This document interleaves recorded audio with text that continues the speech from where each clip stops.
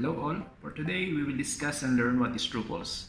In this video we will know why it was one of the world's expensive food, and in the end part of this video we will have a chance to taste it. So guys, please watch it. I will assure you that you will learn a lot of things. Watch and learn.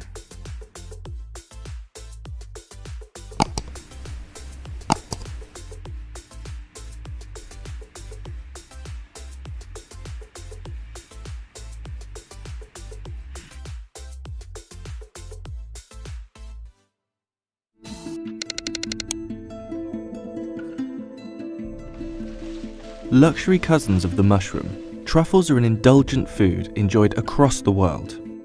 But these fragrant fungi will cost you. In 2014, the world's largest white truffle was flown to New York, accompanied by a security guard, and sold at auction for $61,000. Discovered in Italy, this gigantic fungus weighed almost 2 kilos.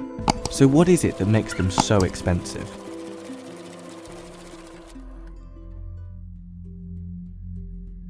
There are a lot of types of truffle. There are at least 40 species, many of which aren't edible, and new species have been discovered as recently as 2018. You've probably seen luxury truffle products in supermarkets or fancy restaurants, but the unique truffle flavour you recognise might not be real truffle at all. Cheap truffle oil often hasn't been anywhere near a real truffle.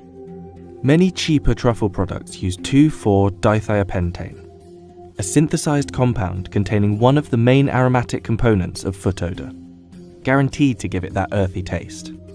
Real truffles are seasonal and pricey, with a short shelf life.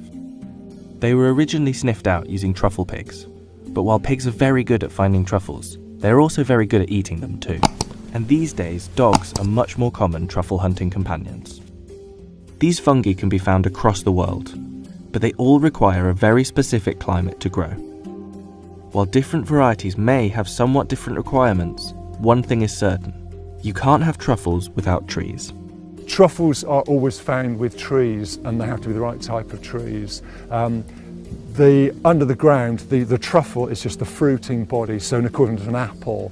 And we've also got a lot of then what we call the mycelium, microscopic level threads, up to 100 metres in a teaspoon of soil. And this mycelium is actually attached to the roots of a tree, like the fingers on a glove onto a hand. And it sort of extends the reach of the tree out, and it actually takes up water and nutrients and passes them through the tree, and the tree gives it sugars in return, so to help the truffles, the fruit, develop. Even when you have exactly the right conditions, truffles aren't guaranteed, and hunting them is a labour-intensive process. Once you know where to look, you have to sniff out and dig up each truffle by hand, and they can be tricky to find. Good boy, thank you, good boy, come. So he's told us it's there, it's still in the ground, so do I want to take it out of the ground or not? It all depends on if it's ripe. If it's unripe, there's no point in having it. So the nose comes into play, and we actually sniff the ground for it.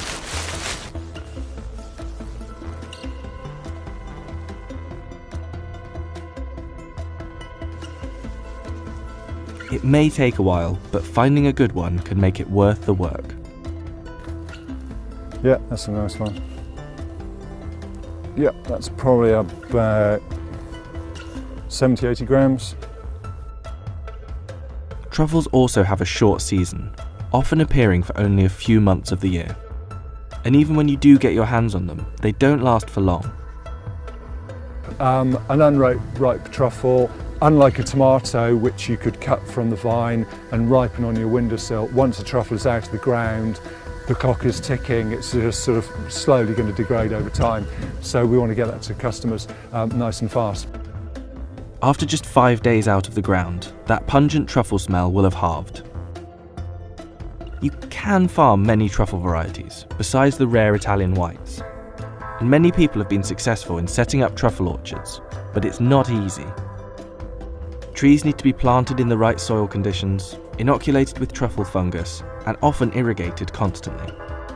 It can take as long as 6 years before you get a good truffle harvest, and there's no guarantee that the fungi will grow at all. So after all that effort, what do they actually taste like? Oh. The smell just made me think it was going to be really strong. The flavour's actually quite subtle. There's a nuttiness there, there's like an earthy flavour there. Actually quite light and fragrant. It tastes a lot nicer than it smells. It smells like damp socks. That's good. I mean, this is the first time I actually eat a truffle by itself. You know, it's a bit like mushroom, but it's more of a meaty bite. These days, farming has taken over as our primary source of truffles, and today 70% of the world's truffles are cultivated. Through the loss of woodland and climate change, the number of wild truffles has decreased significantly. Since the 19th century, production in France has fallen from over 1,000 tonnes a season to just 30 tonnes, and climate change could mean that truffles will disappear altogether in the future. The weather conditions are so important, not just immediately over the whole season. We're getting much lower numbers and much lower average size. A truffle is something like 70% water, so it needs rainfall to help it grow. Some UK truffle scientists are thinking that your traditional areas, the climate is going to move further north, and they're not going to have a truffle industry within, I think perhaps 50 years. There's threats, there's opportunities, but rain, we do need rain. When we get a dry summer, the holiday makers are delighted, but I keep crossing my fingers for a bit of rain every now and again.